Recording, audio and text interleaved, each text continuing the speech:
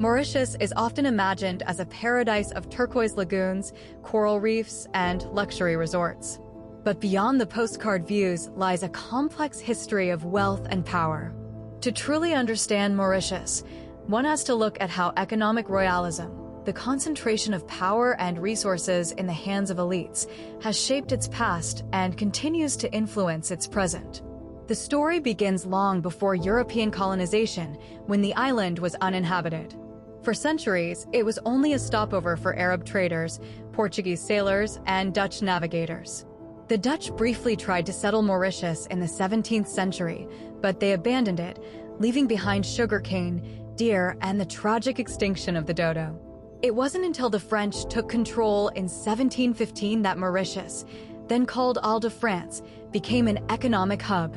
The French introduced a plantation system that relied heavily on enslaved labor brought from Africa and Madagascar.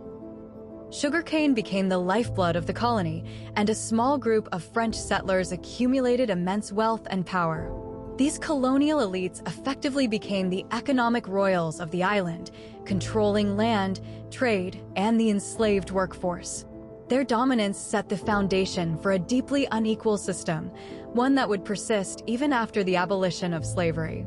When the British seized Mauritius in 1810, they allowed the French planter class to keep their land and influence. This decision ensured continuity in economic royalism. Although slavery was abolished in 1835, the British compensated the plantation owners, not the freed slaves. To replace slave labor, the British brought in indentured workers from India. This marked the beginning of a massive demographic shift, as Indo-Mauritians eventually became the majority population. But while the workforce changed, the ownership of land and capital remained in the hands of a Franco-Mauritian elite. Throughout the 19th and early 20th centuries, Mauritius remained a sugar colony. The Franco-Mauritian sugar barons consolidated their wealth through large estates, forming a powerful economic aristocracy. They controlled not only land but also politics, using their resources to influence governance under both French and British rule. The economic royalism of Mauritius was tied to the global sugar trade, which brought profits for a few and hardship for many. By the mid-20th century, nationalist movements began to rise. The push for independence grew stronger, led largely by Indo-Mauritian political leaders who sought to challenge the old Franco-Mauritian dominance. Yet, even after independence in 1968, economic royalism did not disappear. The Franco-Mauritian elite adapted, maintaining their control over the sugar industry and diversifying into other sectors like banking, real estate, and tourism. This created a paradox. Mauritius became a democracy with broad political participation, but its economy was still shaped by the influence of a few wealthy families. These elites functioned much like modern-day oligarchs, reminiscent of the economic royals of earlier centuries. They invested in new industries, shaped policy through lobbying, and ensured their continued dominance in the national economy. Over the years, Mauritius successfully diversified beyond sugar, developing manufacturing, offshore finance, and tourism. Yet the concentration of wealth remained a defining feature. Political families, business dynasties, and connected elites played major roles in shaping economic policy. Some scholars argue that Mauritius avoided the worst effects of elite capture thanks to its relatively strong institutions and emphasis on education. Still, economic royalism remained a reality, with wealth disproportionately concentrated among a small segment of society. In recent decades, questions about inequality have grown louder. While Mauritius has achieved impressive development indicators, high literacy, strong healthcare, and political stability, the distribution of wealth and land remains uneven.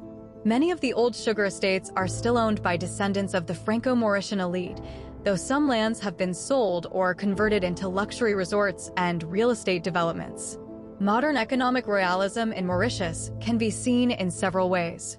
The first is land ownership. Much of the prime land along the coasts is controlled by a handful of powerful families and companies.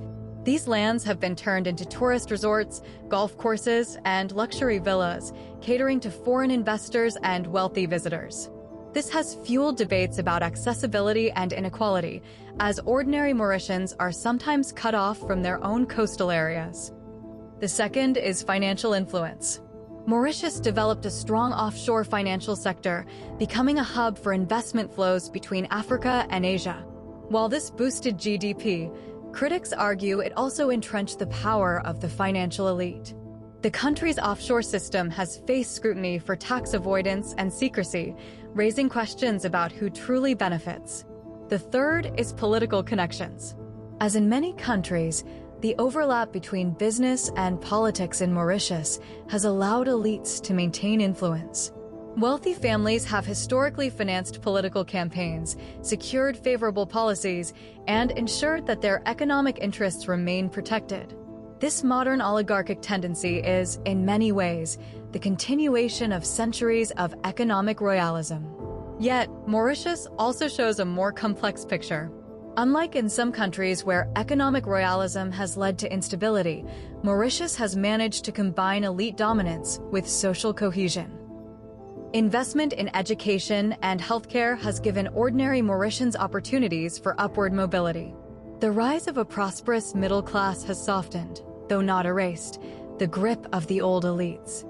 Still, challenges remain. Inequality persists, land disputes continue, and the debate over who controls the island's wealth has not disappeared. Many Mauritians feel that their country's prosperity has not been equally shared, and that the concentration of land and capital in the hands of a few echoes the colonial era. Looking back, the story of economic royalism in Mauritius is one of continuity and adaptation. From French planters to British-era sugar barons, from post-independence oligarchs to modern business elites, the thread remains the same: a small group of people controlling a large share of wealth and resources. But the story is also one of resilience and progress. Mauritius has defied many expectations, transforming from a monocrop sugar economy into a diversified, high-income country.